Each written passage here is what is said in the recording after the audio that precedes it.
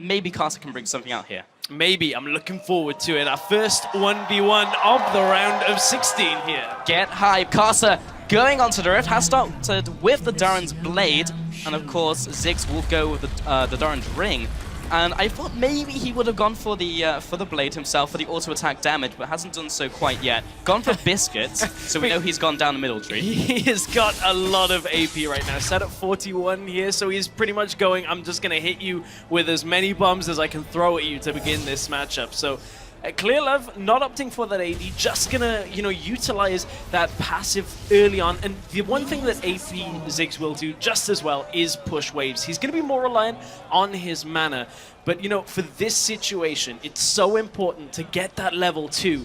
It's the 7th minion of the game will get you level 2. So the first minion off that second wave will get you an early level 2. We'll see how Karsa can kind of combat the push here from Ziggs. Yeah, so far neither players are actually pressuring these minions too hard, and it's just the auto attacks and bombs coming out from Clearlove. So they're actually pushing the wave and trying to get that level 2 immediately. So they're going to be a little more defensive in this 1v1. Bit of housekeeping as well, needs to keep track of those summoner spells. Got the Ignite and Flash coming in from Karsa. So Flash on Ezreal as well. Typically don't see that many people go for Flash, especially on Ezreal, who already has the Arcane Shift on E, but maybe he's trying to outplay the Ziggs with some of the skill shots, because everything is skill shot based. If you're in the middle of the ultimate as well, you should be able to Arcane Shift into Flash to get out of all the damage. Yes, and it's not only summoners that we need to keep track of, it's also the masteries. Clearlove has opted for the Thunderlords here as well. So Grasp of the Undying on Karsa for that added sustain. Clearlove is going for that more damage. So if he can get multiple auto attacks off in this rotation, if he can get Karsa onto the Hextech minefield, that Thunderlords should proc fairly quickly. Yeah, so actually Ezreal into Ziggs isn't too bad, because you can skirt around all of the skill shots, you can Arcane Shift out of it. So if he knew that Clearlove was actually, prepping this into the game, then this is super smart. But okay, so Grass going on to Karsa means that I'll proc on the Q as well. Didn't see that from Huni, he went for Fervor, and then went for the All-In. So this type of playstyle, you're trying to stay in combat by hitting the minions and then hit them with the Q. And you can see these two trading off fairly evenly right now, but the cannon being alive for Karsa is going to now push his wave towards Clearlove ever so slightly, about 2 minions in it on this push. That means Karsa is just going to be able to just creep Clearlove further back, and try and get Clearlove to get that minion aggro, because the minions are one of the really big things that you have to control very well on this map. If you can get the ranged minions to aggro onto your opponents by them stepping forward and auto-attacking you, it really turns around trades significantly. Yeah, but it's very hard for that to happen in this matchup when both of them are so long range. Ezreal, if he feels under pressure, will farm at range with the Q, as you saw there. Clearlove has super long range on the bombs, so even when you're going for these auto attacks, maybe the melee minions will aggro you, but then you just run away. Yeah, exactly. Melee minions you just don't really care about. The other thing here is you can see it's so difficult for an Ezreal to deal with the counter push that comes from a Ziggs. As soon as it starts pushing in towards him, 1Q onto the ranged minions deals enough damage to pretty much equalize the push, and now it's in Clearlove's favor, as Karsa and Clearlove just back and forth on this very, very intensive minion pushing this far early on in this match. So to start talking about the spell usage as well and what they're scaling up, Karsa has only gone for Q and E, hasn't put anything in W at all, which is a little bit curious, because I've seen every single Ezreal do that so far and actually put a point in W, because you can actually go over the minions. Right now, Karsa is finding it very difficult to connect the Mystic shots because they stop on minions. W does not, and Karsa actually gets bounced into his Relic. Will take a bit of damage from Clearlove as well. And that's a massive amount of damage there. The key thing to watch in that is not only was he taking damage from the abilities, the spells, but that cannon creep from the wave deals so much damage. It's about comparable to a champion auto attack. So as soon as you introduce that into the mix, Clearlove should be able to favorably trade against Karsa time and time again, and you can see he burns the health potion from it. Yeah, Clearlove getting a lot of value from getting the CS as well, because it will give him the extra mana. He used all of his mana to go for that combo on Karsa. Now he's able to get a bit of it back, and that is the optimal, basically the optimal way to throw out skill shots. If you can hit the minions and also hit the opposing champion, you win. You control the wave. And you kill them. You don't win yet, Pulse. 100 minions, the kill or the tower, that's how you actually win. But I like it. It's one of those steps towards It's getting there. The journey, man. It is.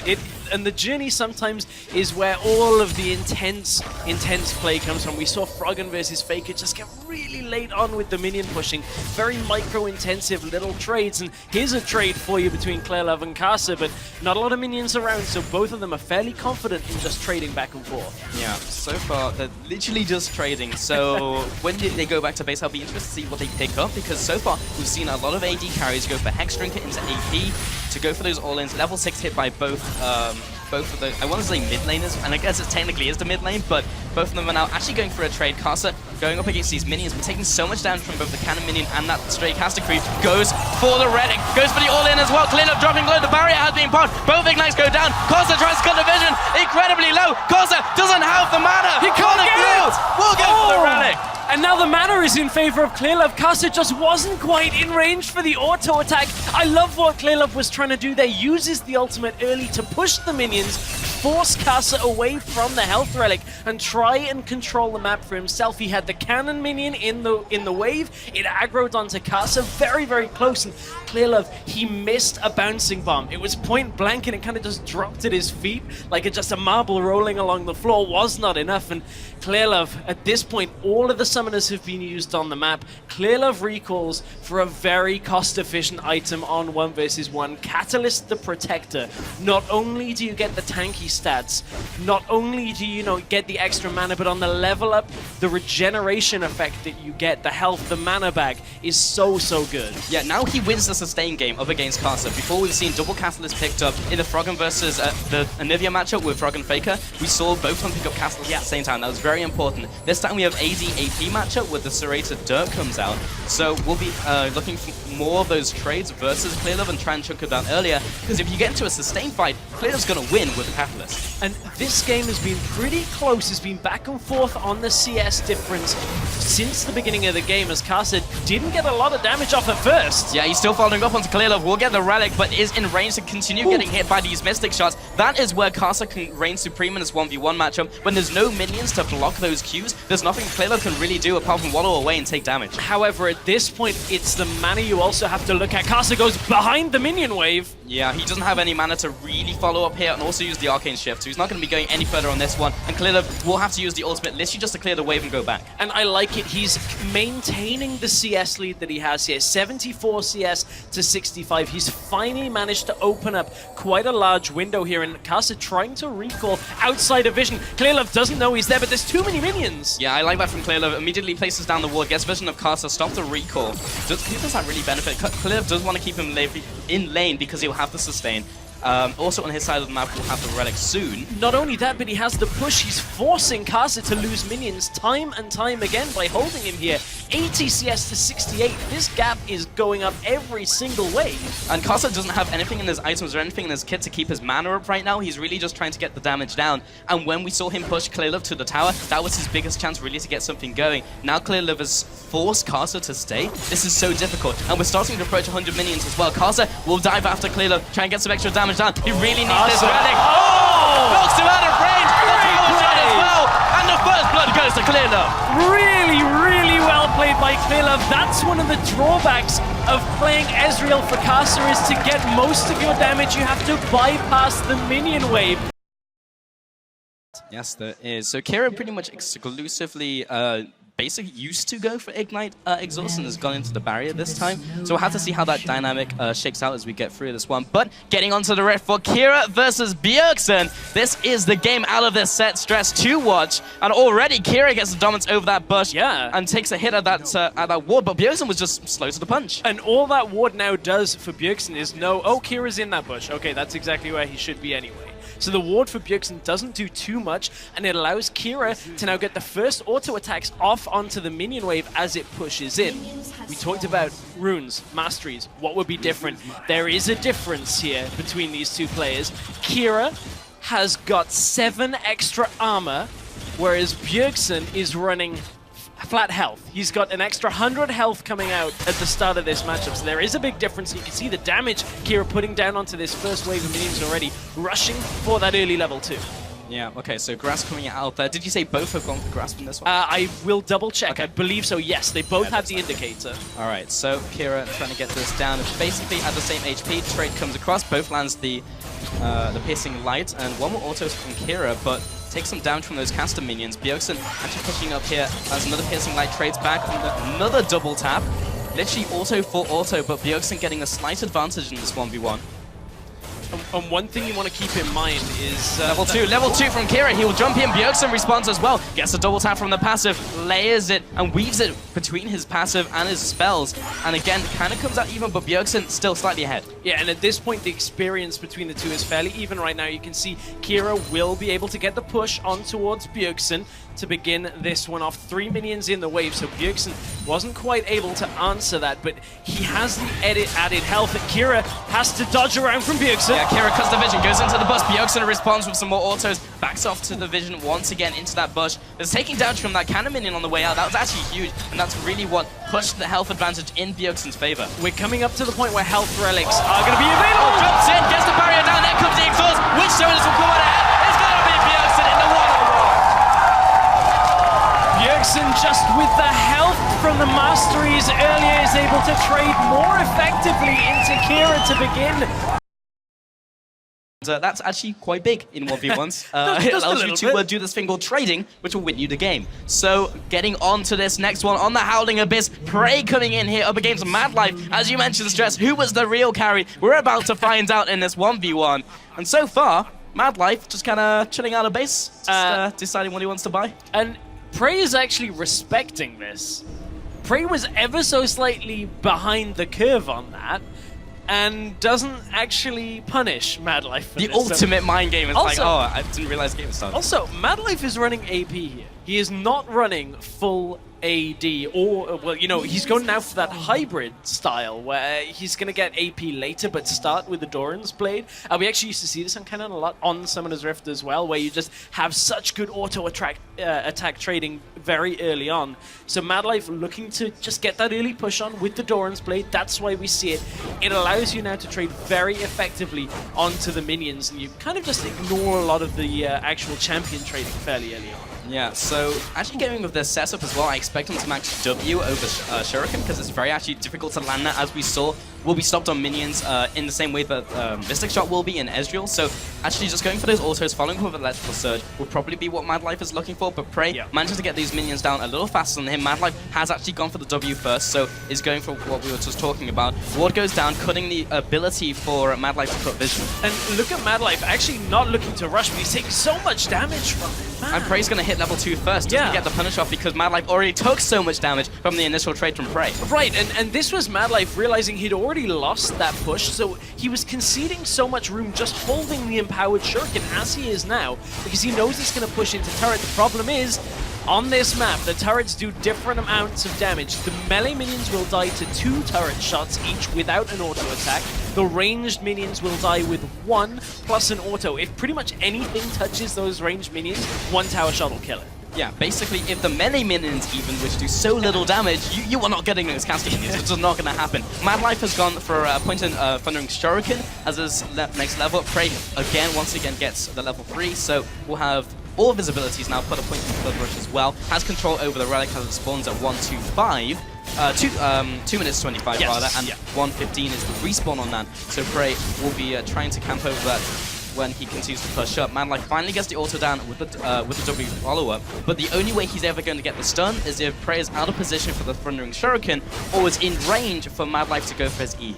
Oh, this is going horribly wrong for Madlife. He didn't get any of those melee minions there. He's still not 100% on last hitting under the turret. And normally, a couple of CS here and there, you may think, oh, it's not that much of an issue. But look at how many he's losing. Look at the gap that has already opened up. We're only on the 4th wave now, the 5th joining. 22 CS to 12 at this point. Madlife is falling so far behind on the minion game, but he is starting to get some damage onto Prey, but it doesn't do too much this early on. Yeah, right now the win condition has shifted for Madlife from keeping the CS even, to maybe looking for an all-in at level 6, trying to burst Prey down for the kill. Ooh, this is dangerous here. Ooh, Madlife has gone past the minions. Gets the stun down, but he's in range of tower, so he can't really go all-in on Prey. Prey may go back here in preparation for level 6 and just get some items under his belt. And Madlife right there goes past the range minions, but is far enough that his auto attack doesn't actually drag the aggro onto him. So we got a little bit lucky that Prey kept moving back away, because otherwise Madlife would have taken so much damage from those ranged minions. And right now, Madlife just looking to set up the push, reset the wave, look to recall himself. Yeah, honestly, I felt like Madlife knew that. I think he was pushing forwards enough that Prey knew he couldn't return damage onto Madlife, and going for the trade regardless of minion aggro wouldn't have mattered for him. Prey, as you can see, any damage on those caster minions means you cannot get it if it's in the tower. So difficult. And yeah, that's one of those things where it's like, in those situations, you just have to be mindful of where the minion aggro is going to come from, because it will deal so much damage. And if a full wave of 3 range minions starts attacking you, every single attack is going to be the equivalent when the 3 of them attack as one champion. Okay, so Prey should be first to level 6 here as he's gotten a couple extra minions as Madlife has only now come back into lane. Relic has spawned behind Prey, so we've got that to fall back on. Madlife should be coming up a little later as he took that second. And really looking for this level 6 now, that's a major thing that will open up this game. Big minion push coming into Madlife now. Will be very difficult for him to really push back. He doesn't have any AoE unless he can get in range for the E. Oh, that first minion, auto Q would have killed it. Madlife couldn't quite get it in time either. Will get the second though. It's so difficult to CS here unless you can get the actual kind of angle on the Q and the autos in the right time. Madlife's doing a better job now. As I say that, he missed one as the minions aggroed onto it, but you know, you win some, you lose some. Yeah, okay, so around 10 CS ahead now is Prey, and actually first at level 6 was Madlife. I was wrong on that one. Now Prey gets to level 6, and Madlife may be looking to jump in here with the ultimate. Prey's not currently in kill range, so Madlife will want to try and get some damage down onto him, but it's so difficult with the shurikens, and if you get in range for the auto with cannon, you're going to take 2 autos or more from Prey, which are going to hurt way more. Yeah. Ooh, you can see there's the telegraphing of Prey now has 2 axes. How will the juggling go for Prey? This is a lot of damage if he gets 2 autos up onto Madlife here. Will focus down the minions for now though. Taking so much damage, stand aside as well. I actually feel like Prey could have gone in for an extra auto down to Madlife, but was paying respect, being so near the turret, also with the level 6 on Madlife. But again, he's not in kill range, so definitely Prey could have gone for a 1 more auto, maybe even 2 with the attack speed now. Something that not many people know is you can, as Draven, if you have enough attack speed, you have to click Q again to add more axes into your rotation. So you can actually be juggling like 3 or 4, or like many axes. If you don't max attack speed, I think I've seen someone juggle 5. Probably won't reach that. That's pretty micro-intensive, I'm not gonna lie. If Prey can do that. But this is all about micro. That is true, but so much of it is about the minions. You can't just go juggling 5 axes around and run around and not care. But Prey taking a lot of damage, will trade it back onto Madlife for now. Very tense game so far, but you can see Prey has extended. Look at the lead he's got, Pulse. 56 CS to 45 right now. Prey is in full control. Yeah, in the last 2 or 3 trades, we've seen Madlife just get ahead, or rather Prey get ahead of Madlife, just managed to get 1 more auto down on the retreat. And Madlife is just finding it hard to put down damage and bring Prey into kill range, and because of those double Darrens, Prey is basically up to full health again. And once again, you see the grass come out. Madlife, his window is closing rapidly. We're at a pretty important point here, because if Prey can recall, he has the gold for Hexdrinker. He already has the longsword in his inventory, and Hexdrinker is going to go so far against Madlife. Madlife's building half AP as well. Whoa, that's not a Hexdrinker. That is not a Hexdrinker at all. That is a BF sword that he picks up on Draven. He wants to win this with a kill right now and make sure he can just take out the minion wave as fast as possible and just go fully ham on Madlife at this point. I'm a little surprised at this. Yeah, that's interesting. And now Madlife goes back. Does he pick up Seekers? He's got 1200. He could complete it, plus then go for added damage if he wants it. Yeah, is it worth with the opponents at 70 CS though? Because Seeker's Arm Guard kind of crap basically by itself. Okay. Gonna fight fire with fire, bringing out the needlessly large one as well for more damage. Great. So one thing about getting damage as opposed to sustain on this map is that if you don't actually get the all-in, it's pointless. So, I mean, one of these players going this build path is not going to lose the game because of it, but makes the game so much harder for themselves right now. If Madlife can somehow get, you know, a full ult channel off onto Prey, if he can get that W stun and then continue to just do damage, It could be okay, but I mean, Madlife's in a tough position. Prey actually just needs to farm this out to win. So important, just right there, Madlife took the relic at full health while he was down there, so that's been denied for Prey. So if Madlife takes a fight over on Prey's side of the map, he won't have that to fall back on, and will be able to just go on this uneven playing field. I love what Prey did right there. He had 2 marks of the storm, so he actually backs off to try and get Madlife to come into W range. The same's going to happen again. Look at Madlife trying to come out of Fog of War just to proc the stun and follow up with damage, but Prey last time efficiently traded the auto back, will ult the wave just to make it push. He's going to recall. Yeah, he's going for the CS win. He's either going to recall here or just wait for the wave to reset. Yeah, right now being 3 waves away from winning the game, he's just going to keep farming it out. There's no real reason to try and kill Madlife. Madlife, He's I love it. The side of the map. I love it. It's great. So with the ward in the bush on Prey's side, Madlife has full control of the area behind Prey's minions. So Madlife never has to cross it and denies so much of this farm for Prey. He says, if you want to go for a CS win, I'm going to make you fight me for it. And Madlife won't take aggro from this until an auto attack lands. He can just queue out again and again and again. They can even hit Prey, and Madlife will be fine as long as the minions are just attacking his. Yeah, literally notice this. Madlife is not even hitting the minions. He's letting it go over to his side of the map. However, he did just kill 1 minion, and now it's pushing back into Prey. So it has now been broken. The idea was fantastic. It was great. I love it. He sold Prey out for so long. I mean, Prey, as you said, was only, 3-4 waves away from winning this, and Madlife is trying to game the system here. Stop Prey from getting to 100. Unfortunately, Prey is getting there very quickly. He still has a biscuit in his inventory. Here he goes. He has to go for the all-in. The E comes down, and Madlife, he's just not in range, and the autos are raining in from Prey. Defensive ultimate comes out, but the exhaust as well. Gets Prey in range, looking for the last auto. Madlife's gonna run away, but even if he goes back here, Prey is gonna be so strong in advantage in the minions. It may just end before Madlife comes back. Yeah, Madlife right now is, one more wave. As the wave joins, Madlife can join it and try and force an all-in. He has the ignite, but he stayed in base for so long. 5 minions is all it's going to take for Prey to win this game, and Prey knows it. Does he recall and safely close this out, or does he go to rush? He's going for the minions. In comes the ultimate. 1 more minion. There it is, and the win goes to Prey.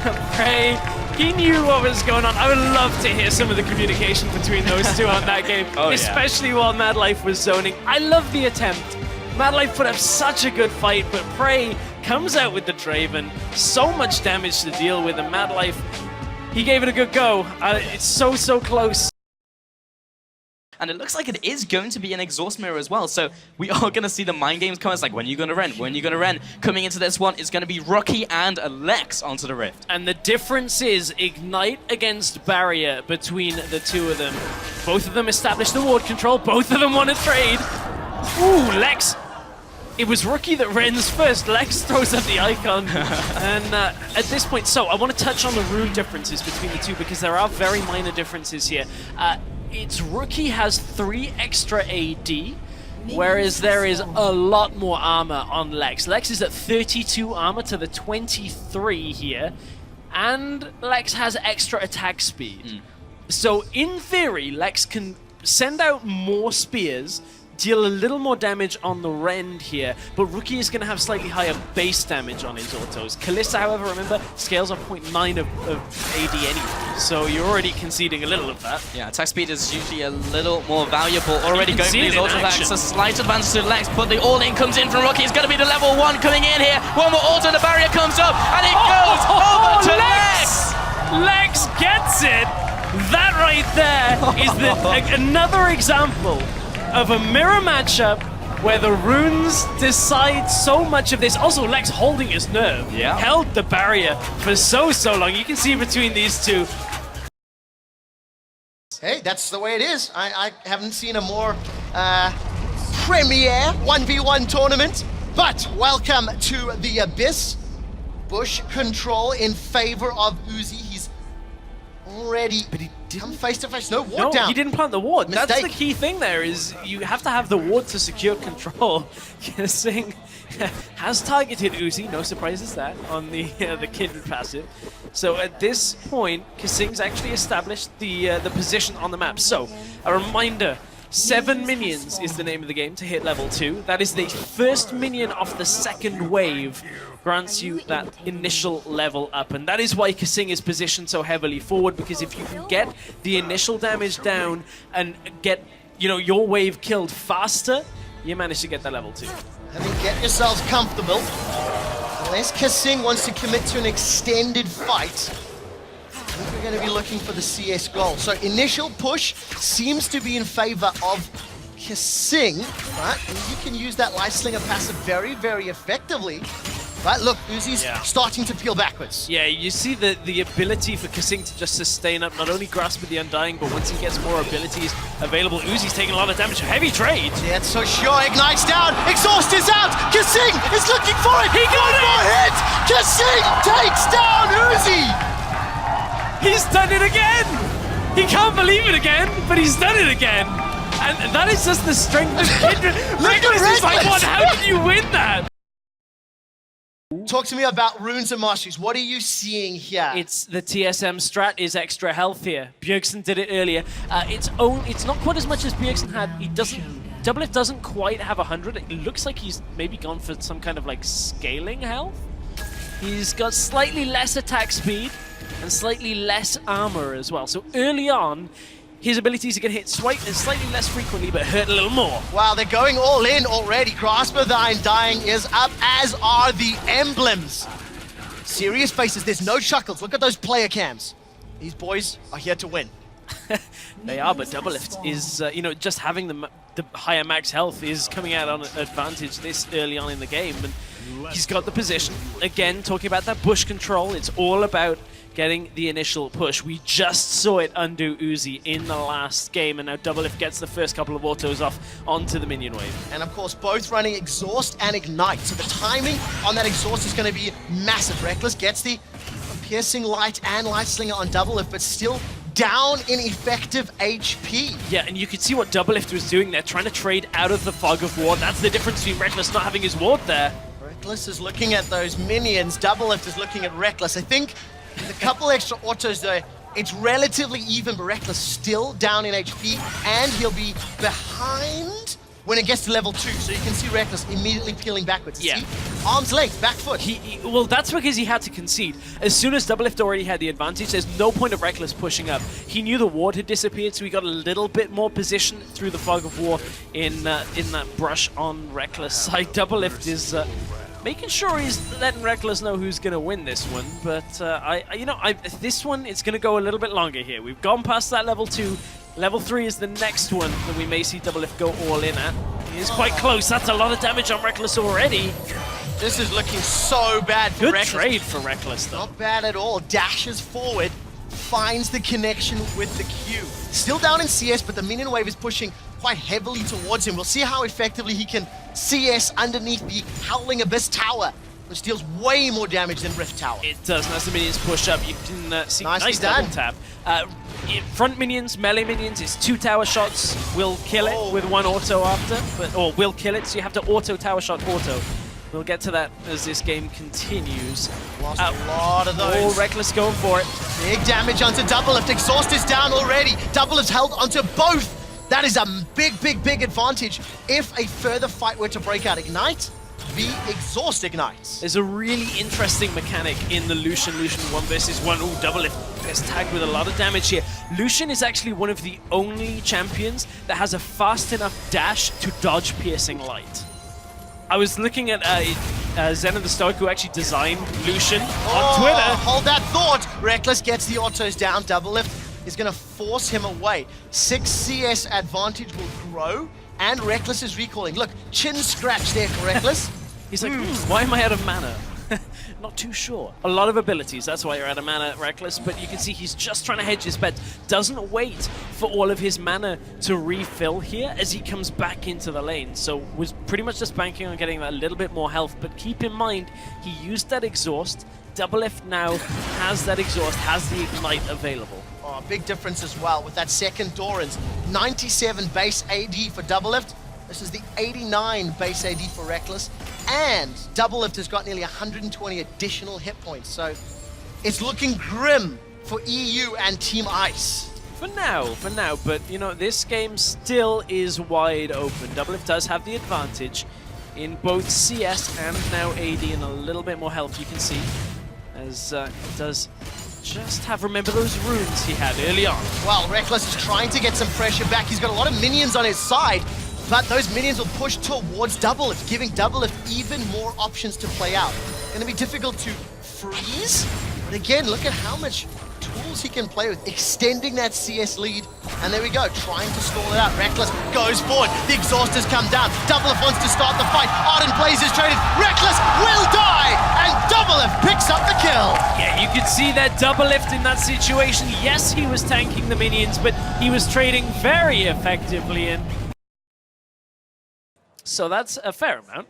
42 armor as well, so you know, take that as you will. We need to take a look. What is the Keystone Mastery that Froggen is running?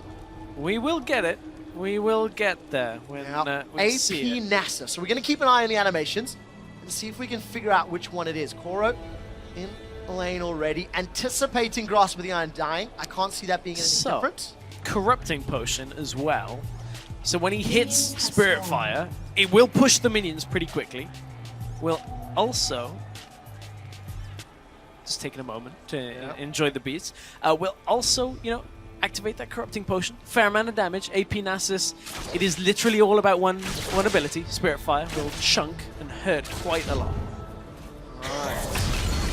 There we go. See, look at it push those minions. I'd like to point out, I'm hearing from our production that Froggen is in fact not running a Keystone Mastery. He's running 6, 12, and 12. Oh, he is. So we'll have to break this down. If this works, this might be genius. But it's going to be on the CS, all right? Exhaust, Barrier are the two summoner spells. Froggen missed one, and I think that Spirit Fire might help get this next level. Look, Koro's yielding. He can't stay on the Spirit Fire to farm, but the minion is calm. There's the Vault. Level 2 is early. Froggen's in trouble. He's got level 2 his own. Wither comes out, which I guess will be relatively powerful. It's like, this is really annoying. Please don't use an attack speed and movement speed debuff on me. Look at this. Koro just continuing to spam out. Got the CS lead. The wave will be pushing towards Froggen, but Spirit Fire spam is going to make life very difficult to keep the lane where Froggen wants it to be. Gets another Wither down. We need to see how this one's going to play out. Stress, what are you anticipating in terms of the mechanics of this matchup? We know the basics of Wither and Spirit Fire, but I mean, is Froggen going to get any CS yet? I mean, only when he's got enough mana to land that Spirit Fire. You can see just how much damage, though, after the Wither in the minion line, Koro ends up taking. Took a good amount of damage. The trade was actually good for Froggen, but he is out of charges on that Corrupting Potion and out of mana, so Froggen's going to have to recall fairly soon. Right, let's see. What is he going to pick up? Go Chalice. Go all in, Spirit Fire spam, and just keep pushing this wave. I don't know, because then you're getting magic resist against a full physical damage champion. Yes, it gives him mana, but no extra real AP. The Wither is the peace out I don't want to fight button. So we're never going to see him die. You're never going to... What's he going to do? Get to 99 CS, hope he got Q stacks on every single one of them, and try and one-shot Koro as Koro tries to win the game? Yes. Okay, I'm looking forward to it. We're like 6-7 minutes away. I'm looking forward to it. Thank you very much, ladies and gentlemen. I mean, I'll concede. I'll concede. It's fine. I too have felt the NASA's Q spam in solo queue. Like, look at it. Look at how much damage Koro is taking, though, from these early Spirit Fires. Like, in all seriousness, it is difficult to deal with this early on because it just ticks for so long, and it means Koro is getting zoned away from a fair number of creeps. That means Froggen is staying relatively even on CS, only half a wave behind him. Yeah, let's see, where is it pushing? We'll take a glimpse of this lane in a second. Doran's Ring picked up for Froggen, as well as more Corrupting Potion charges. It's pushing away from Froggen until he can reset this at least. There was one extra minion in this wave. Get that Q stack! Oh, he didn't have it. Oh, wasting the charges. So we'll see if he can manage to build it up. 27 to 24, so the pressure still in favor of Koro, and the wave landing on his lap. It's going to allow Koro to pick up a further lead. But for Froggen, oh, the taunt! The taunt! Bust a move. Froggen says dance. But the bravado's costing him. He's still down in CS. He needs at least one additional wave. That first tick of Spirit Fire is hitting. That actually was the first stack that Froggen has got. He hasn't queued a minion until then. Well, crowd is absolutely loving the the jams. Loving. Look at the smiles. Now, Koro is all business, and Froggen is loving it. He's like one of those stage performers down on the 3rd Street Promenade. This is actually like the most troll Froggen's been. He's like, I won my Anivia Mirror. I'm just going to pick nossas. You're never going to kill me. I'm going to get level 6. I'm going to wither you, and that's it. Good Now, night. that's the thing, right? The mad scientist in Froggen. Chew that minion! Oh. Wither is going to be your built-in sort of let's never fight. If you eventually need to get to your Fury of the Sands, get the HP, get the extended range. So you've got all these tools, and now Froggen is closing the gap. It's down to 3 from 6. He's maintaining it. You know, the Spirit Fire is pushing through so quickly. So Froggen will be saving his Q for a fair amount of this because he will need it for a little bit extra damage in the trade, so he doesn't want to throw it out willy-nilly. But, you know, he should get a couple of stacks here and there throughout. He is starting to ramp up, but it's not going to hurt too much. It is fairly minimal, the amount of damage it'll actually add. So, you know, I think as long as he's kind of getting cannon creeps every now and again, he should be okay. It's all about just getting the farm up. Where does Froggen pull ahead? How does he get the additional 4 CS to overtake Koro? At what point can he zone Koro away? He's already kind of doing it because you can see Koro, now he's going to step forward. Froggen is going to just advance on him until Spirit Fire comes back up. Froggen trying to bait out the fact that he could return the damage, but didn't actually choose to in that kind of situation there. So Koro is getting zoned ever so slightly away, but did manage to get an extra CS. 1 CS extra from that wave means that now to 4 between the two. Froggen is still playing a losing race. You need to overtake the lead person if you want to win. And the current strategy is not working. We need to see an adjustment. Now, both of these players are sitting on over 1,200 gold. 1,200 for Koro, about 1,300 for Froggen. Froggen's just... I don't really know. It's fine though. Like, I actually don't think it's too bad for Froggen right now, especially if Koro recalls now. He actually recalled. That is disrespectful to Froggen right there. Allowing Froggen to get the whole wave of minions and force it into tower. But here comes the Quinn. How fast can she make it back to lane? This is really underwhelmingly slow. This is very exciting. Boots. This is so much slower than I thought it was going to be. Literally, he got it. It's okay, guys. What? He got that was actually really underwhelming. Now, look at the item pickups. Froggen is now going to be unkillable. Glacial Shroud, another Doran's Ring. So the mana regen's going to be there. Hang on. He got a Dark Seal. He got... Okay, so he gets 25% extra healing from potions. I love it. I love it, Froggen. That was the move. And AP. He gets AP from that. Koro backed away. And mana. And now Froggen is going to get a 2 CS lead. Man, this is value. The Dark Seal play. And look how Froggen has pulled the minions, the range creeps to his front melee minions. Gonna stall this lane out a little bit. I think you got a stack there on that siphoning strike.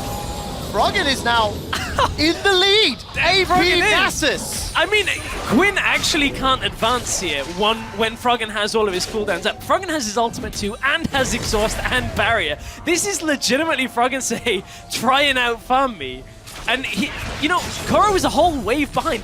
The recall in Vision may legitimately have lost Koro this match if he cannot somehow get Froggen away from the minion wave, which is near impossible with this setup that Froggen has. Especially when you consider the barrier still available, exhaust still available, the ultimate as well, and Froggen just continuing to apply pressure to Koro. He just walks away.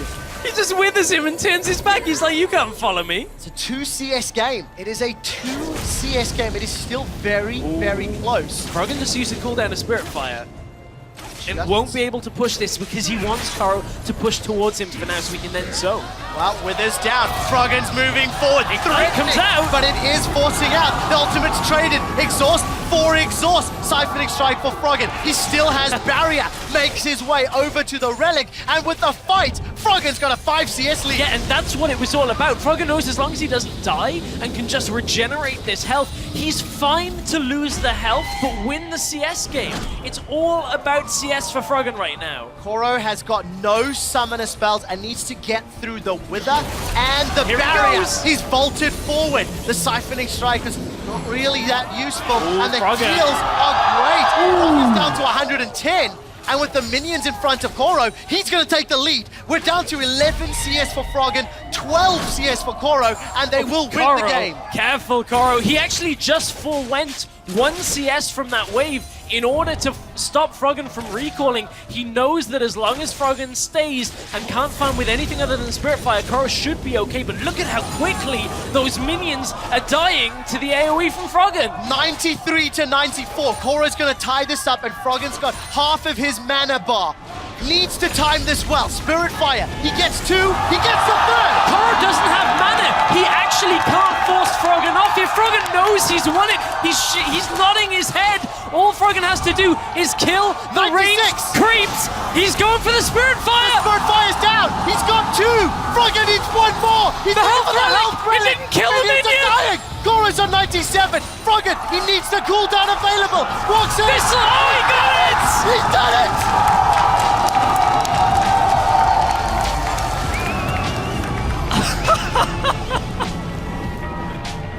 That was incredible. I have never been so excited. And make sure that Dimajke does not dodge, dip, duck, dive, or dodge any of those arrows thrown his way. I mean, it doesn't begin with D, but exhaust is the key factor in this matchup. We saw against Kalista, exhaust is not such a great ability. I mean, Dimajke's not, however, punishing it. He's gone for the exhaust himself. So the reason exhaust not so great, because Kalista just waits out the enemy exhaust, and as long as she doesn't die in the middle of it, Ren's after. So you don't actually reduce that much damage, because what is lost from the autos is made up by the Ren. And of course, what we have seen from the Varus Sai that played at IWCA, maxing the E is a little more effective because it's slightly easier to land. Faster travel time, less predictable because you don't have that wind up from the Q. Yeah, you can see the first point for Aphromoo has been on the piercing arrow, and already swing and a miss. Dimajke. Oh, and now Dimajke trades back. He lands the damage early on and is looking to just take out that minion wave and push through. Also, E is able to hit, more minions as when they're not lined up coming into the wave, so that is another factor for the Varus. But this is a big stack of minions. Aphromoo has not got much damage at all onto these minions, and that one's gonna push. Oh. No, you got it. Oh, Already lost 1. Should be able to pick up the next 2. And for Aphromoo, gonna get level 2 shortly, but it will be Dimajke that's got the lead. Both 80 carries, running grass for the Undying. However, Dimajke knows he's not going to be able to trade against Aphromoo just yet, so actually rends both minions. Typically, you don't always want to use your cooldowns to begin, just because at level 2 you want it available to trade. And take a look at Aphromoo. He's put a point into Blighted Quiver as his level 2 ability, not the Hail of Arrows. So go for the additional on-hits and maybe some of the stacking. The burst will be in favor of Aphromoo if he can get some of those Blighted Quiver hits initially. Yeah. And obviously, the longer or the more extended the trade, the more favorable it is for Dimajke. Yeah, very much so. But Dimajke right now is not favorable on the health trade. Experience now leveled up between the two. Aphromoo is level 3. Can he proc these quiver stacks? Yes, he does. Dimajke does eat the piercing arrow. Ignite and exhaust down. Aphromoo gets first blood and makes it look easy. And that is one of the reasons why, if you're running exhaust against Kalista, you pray to see exhaust on the enemy side as well.